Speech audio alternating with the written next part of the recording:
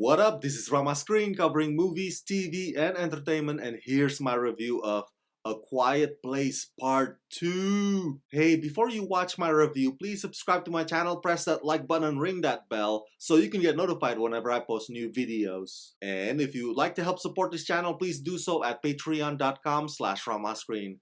That's patreon.com/ramascreen. Let's rock this. By the way, I actually interviewed one of the stars of this film, Noah Jupe, on the red carpet a few years ago. So come watch my entire video interview with Noah right here only on Rama Screen YouTube channel. Oh man, generally I have low expectations about sequels because generally sequels don't rise to the same level as their predecessors. But listen to me.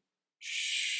A Quiet Place Part 2 is phenomenal! It's just as intense and scary, but even more clever this time around. It pays homage to a lot of creature movies of the past, but it also does its own thing. There's no rehashing nor recycling of the first film. It shows you the origin of how the tragedy came to be, and then it picks up right where they left off, and then it moves forward from that point on with its own set of nerve-wracking moments. You can hear a pin drop. Written and directed by John Krasinski and based on the characters created by Brian Woods and Scott Beck, in A Quiet Place Part 2, following the deadly events at home, the Abbott family must now face the terrors of the outside world as they continue to fight for survival in silence.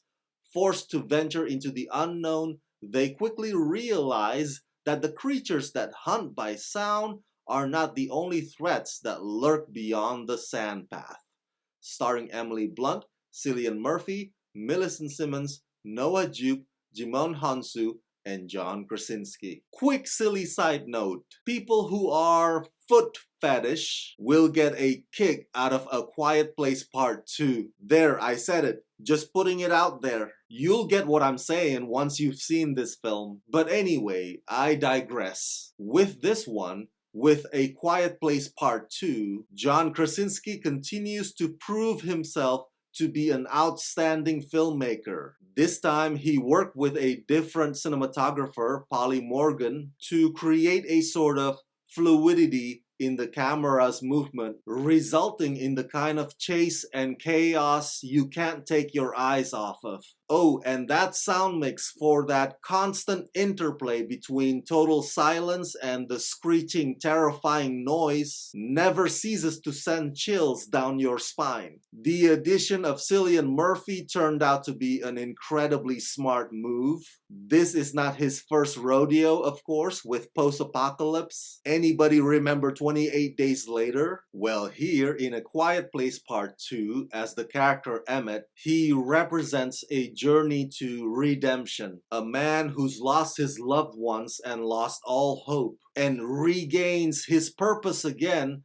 thanks to the strong-willed Reagan, powerfully played by Millicent Simmons, who I would argue is the heart and soul of this entire film. And Cillian most definitely gives one of his best performances yet. But it's not just redemption, there's also an infusion of legacy. John Krasinski expands the story and maintains that same staggering level of fight or flight survival, but he also wants to present the idea that the kids take after their late dad, or that you could see their late dad's resilience in them. And John does it by executing a well-timed, well-edited, fascinating juxtaposition that leads to our protagonist stepping up to the plate. It makes for an astounding, somewhat inspirational climactic point that serves as a bit of a hero moment, if you will. And so, I'll end on this. Overall, A Quiet Place Part 2 is a must-see. There's no other way to put it. Now that movie theaters are reopening again, go watch A Quiet Place Part 2 on the